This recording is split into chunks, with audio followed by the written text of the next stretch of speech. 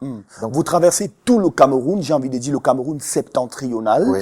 Et là, vous êtes passé par le Nigeria, ensuite par le Niger, où vous avez risqué de vous faire arnaquer et vous avez connu plusieurs autres pratiques, aussi par l'Algérie, avant d'arriver enfin au Maroc. Alors, de tous ces pays que vous avez traversés, lequel vous a paru le plus compliqué pour les voyageurs clandestins? Tous ces pays sont compliqués. Parce que quand vous êtes encore au niveau du Niger, vous êtes un peu plus ou moins dans l'Afrique noire, où vous avez la même peau, même si les cultures diffèrent. Et vous êtes exposé au même risque parce que il faut noter que l'immigration clandestine a créé je peux dire ça, des sous-emplois qui tournent autour, la restauration, le transport et tout. Bon, et maintenant, tout le monde veut gagner. Et pour peu qu'on vous ne sente pas à même de faire face à une situation, on peut vous arnaquer, puis votre voyage peut s'arrêter même au Nigeria ou au Niger. Et puis, vous êtes dérobé de tous vos biens, de toutes vos économies, et puis vous recommencez à zéro. Donc, à chaque étape, on a une difficulté qui est spécifique au milieu où on se trouve. Bon, vous voyez ceux de l'Afrique noire. D'autres ne se considèrent pas africains, parce que blancs de peau. D'autres n'ont presque jamais vu un noir, un Africain noir. Peut-être à la télé et tout, mais le toucher de près, il vous fuit, vous traite comme des autres, il vous appelle Africain. Alors qu'ils sont de cette Afrique-là dont ils ne se considèrent pas. Voilà. Autre image qui est frappante dans cet ouvrage, c'est qu'ensuite arrive le temps de la séparation avec votre ami, Oui. avec qui vous êtes quitté du Cameroun. Oui. Et quand vous vous retrouvez plus tard à Alger, vous ne possédez plus rien du tout.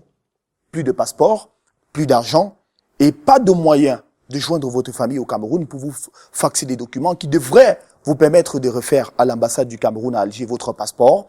C'est alors que votre projet prend un coup d'arrêt quasi fatal. Oui. En ce moment, qu'est-ce qu'il faut faire?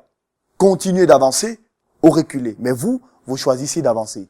Oui, quand je retrouve mon ami Alger, parce que il faut noter que cet ami avait quand même une carte de visite assez costaud. Oui.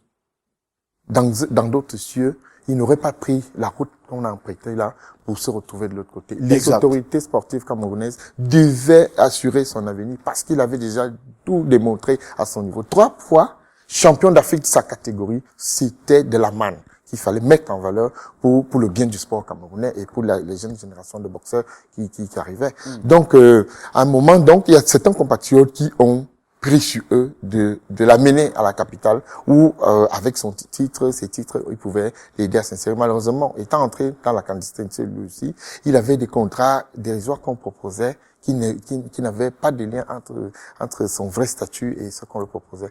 C'est dans ces conditions où ils ont décidé de partir d'Alger, rentrer en Afrique subsaharienne où il pouvait se battre à avoir un visa pour l'Europe, ce qui n'a malheureusement pas marché. Et il se retrouve en train de mettre en jeu son titre dans un pays de l'Afrique de l'Ouest, où il n'y avait aucun représentant de la fédération camerounaise.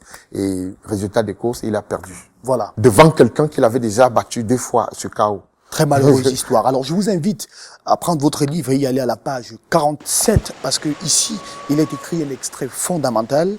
Il convient de noter que les conditions dans lesquelles la plupart des clandestins vivaient les obligeaient à se lancer dans des pratiques peu orthodoxes. Escroquerie, trafic de stupéfiants très consommés dans cette région d'Afrique, l'on les y produisait également. Alors, dès lors qu'ils se livrent à ces problèmes, où est donc passée la morale? La réalité, de la part des clandestins. La réalité est que est-ce qu'ils sont obligés de passer par ces pratiques absolument? Parfois pour essayer d'avoir un semblant d'équilibre moral. Je ne peux pas vous cacher que moi-même, j'ai consommé de la drogue pendant 1 an. Tout simplement parce que, à un moment de sa vie, on a perdu l'espoir.